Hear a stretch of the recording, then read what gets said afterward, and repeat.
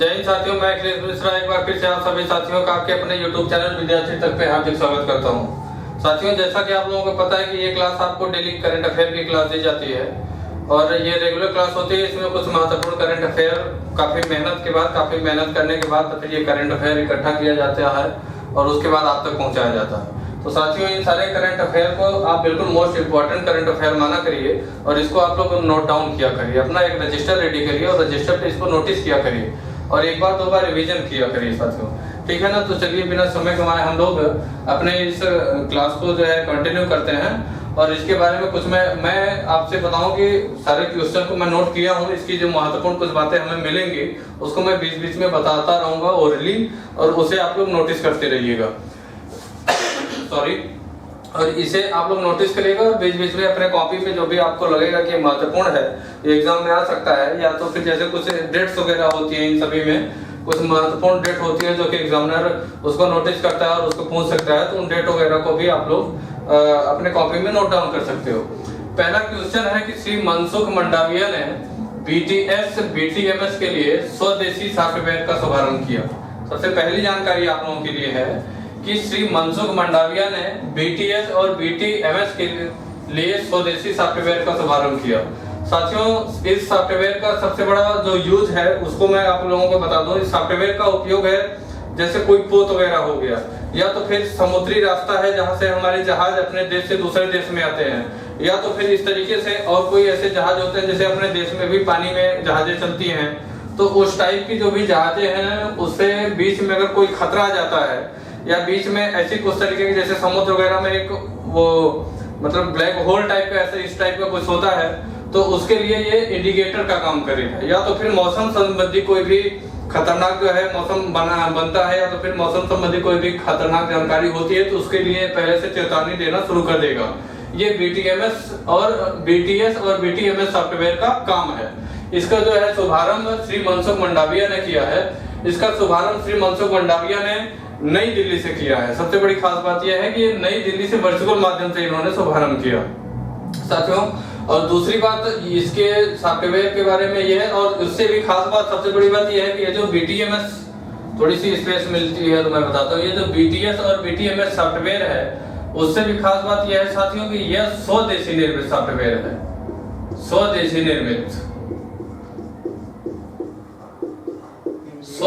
निर्मित सॉफ्टवेयर यह तैयार किया गया है। ये बहुत बड़ी बात है। अपने भारत के जो भी IITian हैं या फिर जो भी वैज्ञानिक लोग हैं उन्हें धन्यवाद, वो सारे लोग धन्यवाद के पात्र हैं कि उन्होंने स्वदेशी सॉफ्टवेयर, ऐसा सॉफ्टवेयर तैयार किया जो कि खतरनाक मामलों में ये जो है बहुत ही हेल्पफुल होगा, बहुत ही सहायता करेगा।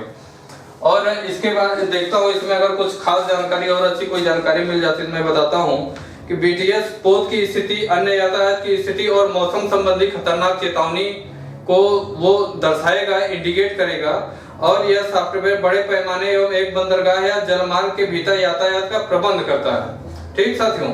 और इसके बाद फिर ये स्वदेशी सॉफ्टवेयर है। इस सॉफ्टवेयर के लिए जैसा कि आपको बता दूं कि जो BTS और BTMS सॉफ्टवेयर है, इस सॉफ्टवेयर के निर्माण के लिए चेन्नई की जो IIT कंपनी IIT है IIT चेन्नई को मनसुख मंडाविया ने 10 करोड़ रुपए दिया है इस सॉफ्टवेयर को निर्माण करने के लिए। इस सॉफ्टवेयर के निर्माण करने के लिए IIT चेन्नई के लिए मनसुख मंडाविया ने 10 करोड़ रुपए दिया है। अगली जानकारी है नितिन गडकरी ने असम में देश के पहले मल्टी मॉडल लॉजिस्टिक पार्क की आधारशिला रखी है। अगली जानकारी, नितिन गडकरी ने असम में देश के पहले मल्टी मॉडल लॉजिस्टिक पार्क की आधारशिला रखी है। साथियों, सबसे बड़ी बात इसमें आप लोग ये सोचते होंगे कि मल्टी मॉडल लॉजिस्टिक पार्क का मतलब आप ये समझिए विलासितापूर्ण आप मान के चलिए कि इसमें वो सारी खास सुविधाएं उपलब्ध रहेंगी, जैसे वाईफाई हो गया, इंटरनेट टाइप की चीजें हो गई, या इस तरीके की और भी जो तमाम चीजें होती हैं जो विलासितापूर्ण होती हैं, वो सारी चीजें इस पार्क में हमें उपलब्ध मिलेंगी। इस पार्क को जो आधारशिला नितिन गडकरी ने असम में देश के पहले मॉडल लॉजिस्टिक पार्क की आधारशिला रखी है। अगली जानकारी मैं आपको देने की कोशिश करूँ, देखता हूँ इसमें अगर और कोई खास जानकारी मिल जाती है तो मैं आपको देने की कोशिश करूंगा। साथियों मैं आपको बताऊं कि इस पार्क की आधारशिला के लिए नितिन गडकरी ने 693.97 करोड़ रुपए 697.97 करोड़ रुपए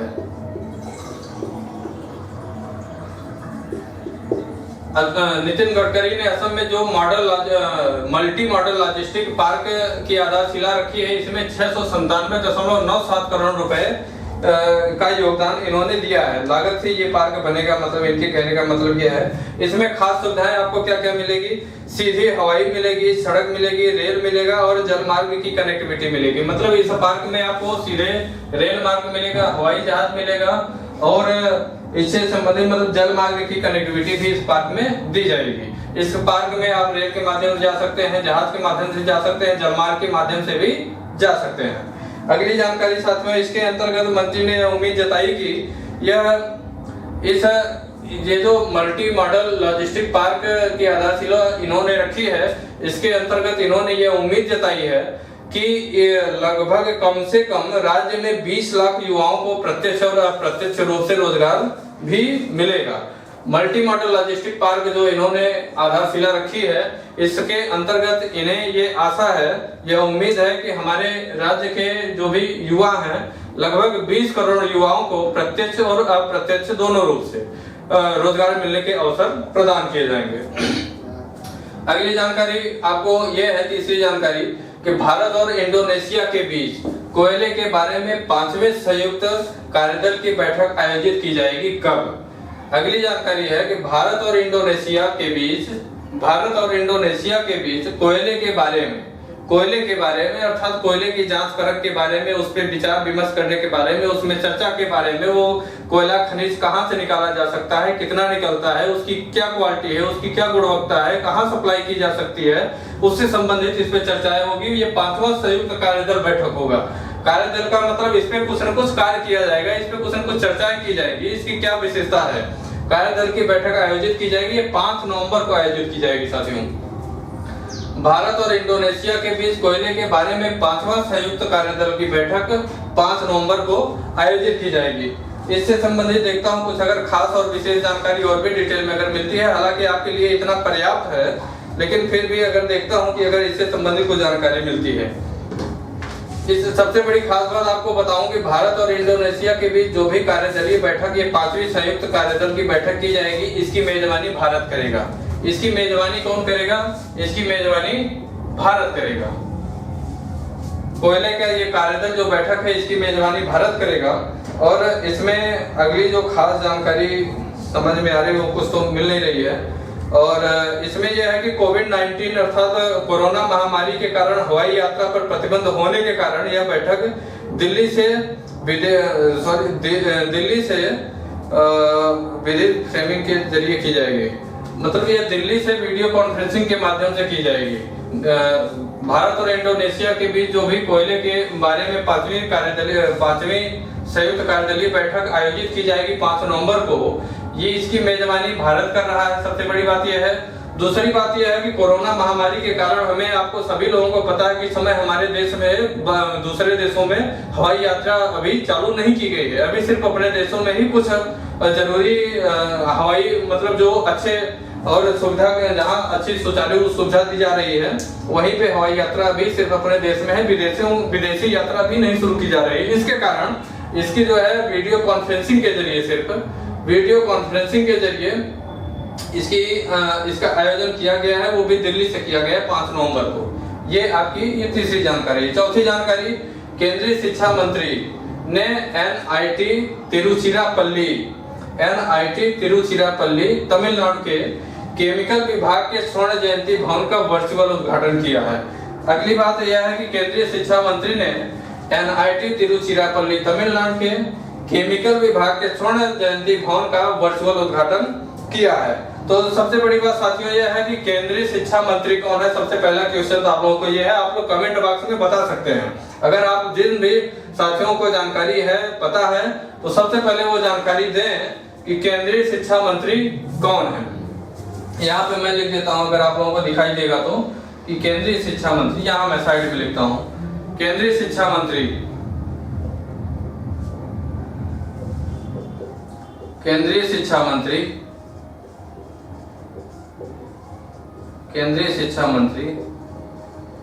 रमेश पोखरियाल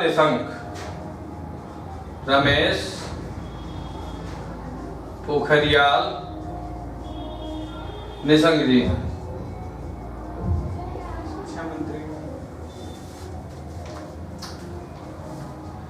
केंद्रीय शिक्षा मंत्री रमेश पोखरियाल निशंक जी हैं, जिन्होंने एनआईटी तिरुचिरापल्ली तमिलनाडु के केमिकल विभाग के स्वर्ण जयंती भवन का वर्चुअल उद्घाटन किया है। अगली जानकारी देना चाहूंगा, इसी में कुछ अगर खास जानकारी मिलती है। एनआईटी तिरुचिरापल्ली के अध्यक्ष श्री भास्कर भट्ट, सबसे बड़ी बात यह है कि एनआईटी तिरुचिरापल्ली के अध्यक्ष, इसी में मैं थोड़ा सा इसको साफ करके मैं आपको बता दूं। इसी में साथियों ये सारी जानकारी बहुत ही महत्वपूर्ण जानकारी दी जा रही है, बहुत ही इंपॉर्टेंट नॉलेज आपको यहाँ से दिया जा रहा है, जिससे कि आप लोग नोटिस करिए और एक दो बार अगर रिवीजन कर लेंगे तो ये सारी चीजें आपके माइंड में नोटिस रहेंगी। दूसरी चीजें, दिन प्रतिदिन इसमें इम्प्रूव किया जाएगा। आपकी जो भी करंट अफेयर की क्लास दी जा रही है, दिन प्रतिदिन कुछ न कुछ इसमें इम्प्रूव किया जाएगा और बेहतर तरीके से आपको क्लासेस प्रोवाइड की जाएंगी। इसमें सबसे बड़ी बात यह है कि एनआईटी तिरुचिरापल्ली के अध्यक्ष कौन है। एनआईटी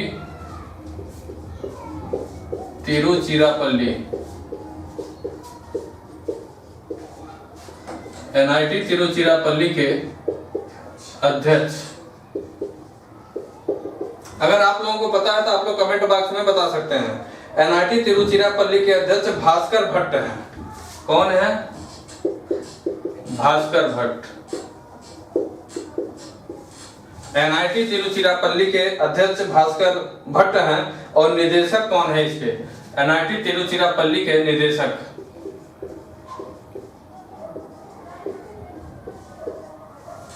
एनआईटी तिरुचिरापल्ली के निदेशक डॉक्टर श्रीमती मिनी राजी थॉमस। डॉक्टर श्रीमती मिनी राजी थॉमस। मिनी राजी थॉमस। एनआईटी तिरुचिरापल्ली के अध्यक्ष भास्कर भट्ट है। एनआईटी तिरुचिरापल्ली के निदेशक डॉक्टर श्रीमती मिनी राजी थॉमस हैं। ये मैं आपको किस लिए बता रहा हूँ, केंद्रीय शिक्षा मंत्री ने आईआईटी तिरुचिरापल्ली तमिलनाडु के केमिकल विभाग के स्वर्ण जयंती भवन का वर्चुअल उद्घाटन किया। एनआईटी तिरुचिरापल्ली के अध्यक्ष भास्कर भट्ट, एनआईटी तिरुचिरापल्ली के अध्यक्ष श्रीमती मिनी राजी थॉमस जी हैं। अगली जानकारी इसमें यह है कि छठा भारत अंतरराष्ट्रीय विज्ञान महोत्सव, बहुत ही महत्वपूर्ण जानकारी है साथियों, बहुत ही इंपॉर्टेंट नॉलेज ये आपको अभी दी जा रही है। इसको थोड़ा सा मैं साफ कर लूं जिससे चीजें क्लियर यहाँ आपको दिखाई दे।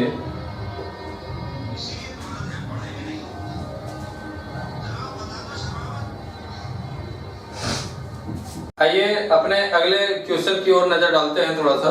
अगला क्वेश्चन है हमारा कि छठा भारत अंतरराष्ट्रीय विज्ञान महोत्सव का छठवां संस्करण। साथियों ध्यान दीजिएगा, छठे भारत अंतरराष्ट्रीय विज्ञान महोत्सव का छठवां संस्करण का आयोजन किया जाएगा। कहाँ किया जाएगा और कब किया जाएगा? छठा भारत अंतरराष्ट्रीय विज्ञान महोत्सव का छठवां संस्करण का आयोजन 22 से 25 दिसंबर के बीच में किया जाएगा। छठे भारत अंतरराष्ट्रीय विज्ञान महोत्सव का छठवां संस्करण का आयोजन 22 से 25 दिसंबर के बीच में किया जाएगा। और साथियों इसमें मैं बता दूं कि इसमें जो है केंद्रीय विज्ञान और प्रौद्योगिकी, पृथ्वी विज्ञान और स्वतंत्र स्वास्थ्य एवं परिवार कल्याण मंत्रालय डॉक्टर हर्षवर्धन ने नई दिल्ली में समीक्षा बैठक में इसकी घोषणा की। इसकी घोषणा जो है छठा भारत अंतरराष्ट्रीय विज्ञान महोत्सव की घोषणा नई दिल्ली में केंद्रीय विज्ञान और प्रौद्योगिकी, पृथ्वी विज्ञान एवं स्वास्थ्य एवं परिवार कल्याण मंत्री डॉक्टर हर्षवर्धन ने, डॉक्टर हर्षवर्धन, 1 सेकेंड,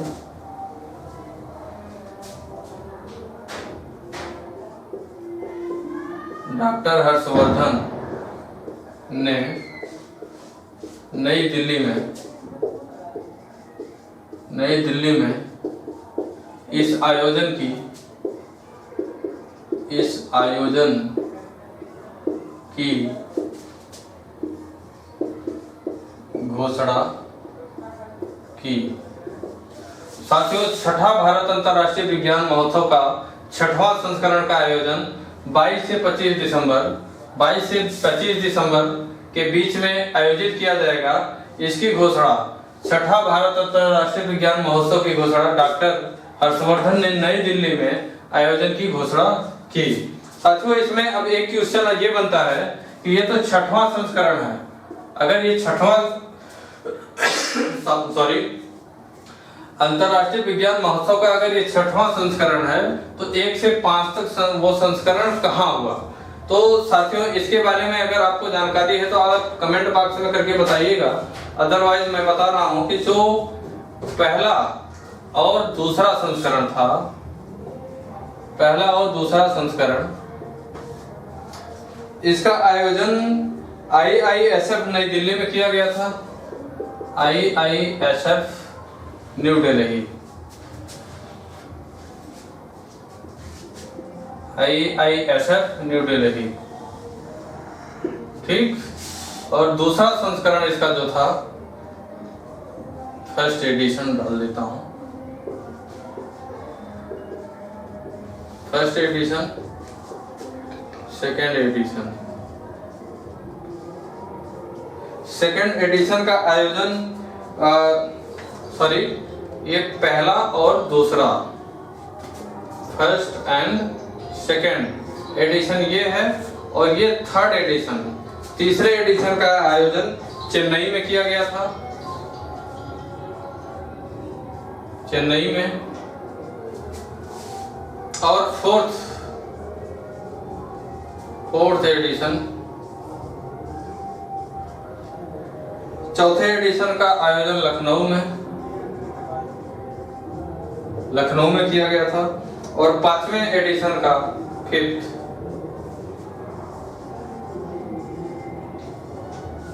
एडिशन का आयोजन कोलकाता में किया गया, कोलकाता में।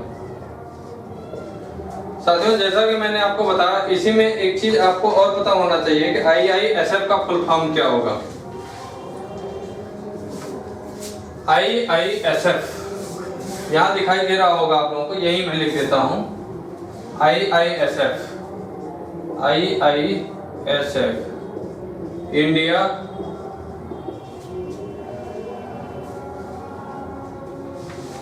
इंटरनेशनल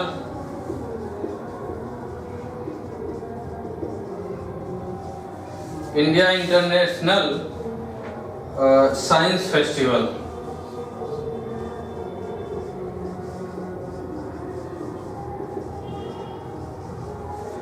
IISF का full form India international science festival, IISF का full form India international science festival, IISF का full form India international science festival. आइए अगली बात देखते हैं। आप लोग थोड़ा सा हंसिए, मुस्कुराइएगा। आपका क्वेश्चन था कि छठा भारत अंतर्राष्ट्रीय विज्ञान महोत्सव का छठवां संस्करण 22 से 25 दिसंबर 2020 के बीच में आयोजित किया जाएगा। इसकी घोषणा डॉक्टर हर्षवर्धन ने नई दिल्ली में की। इस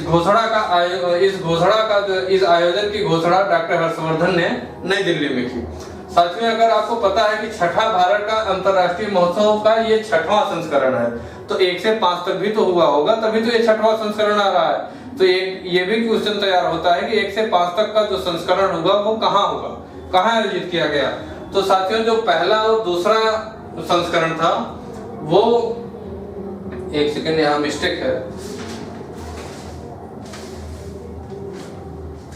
यहाँ मैं लिखाता हूँ। जो पहला और दूसरा संस्करण था ये IISF न्यू दिल्ली में किया गया था। IISF का फुल फॉर्म मैंने बताया, इंडिया इंटरनेशनल साइंस फेस्टिवल, ठीक। एडिशन, ये थोड़ा मिस्टेक हो गई थी। ये पहला और दूसरा संस्करण जो हुआ IISF न्यू दिल्ली में किया गया। तीसरे संस्करण का आयोजन चेन्नई में किया गया।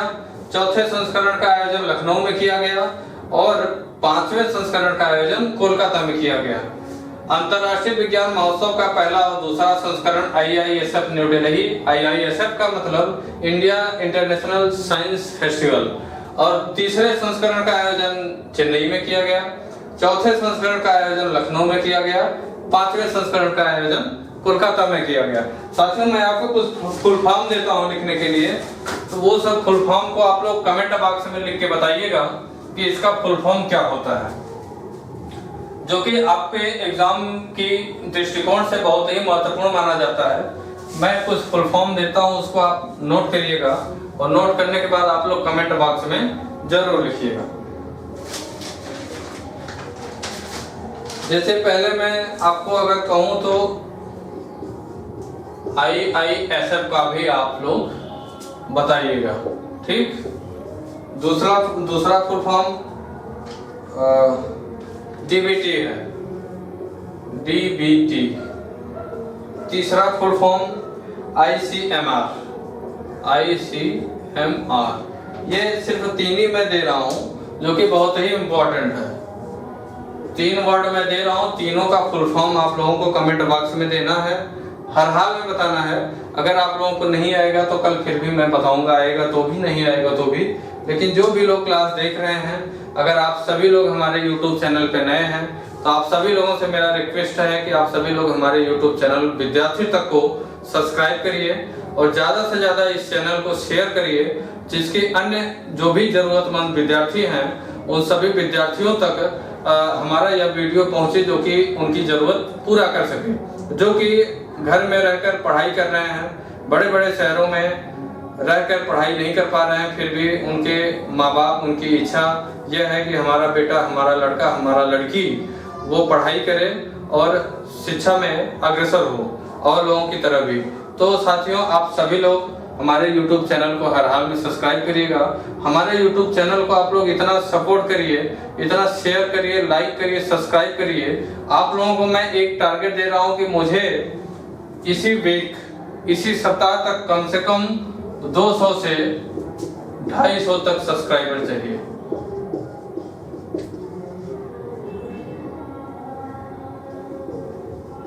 सब्सक्राइबर चाहिए इसी सप्ताह में, कम से कम 200 से 250 तक सब्सक्राइबर चाहिए। अगर आप लोग मुझे लाइक करते हैं तो आप लोग मेरा सपोर्ट करिए, जिससे कि हमें ये लगे कि आप लोग मुझे अपना स्नेह दे रहे हैं। इसी के साथ मैं अपनी क्लास को समाप्त करता हूं। जय हिंद, जय भारत।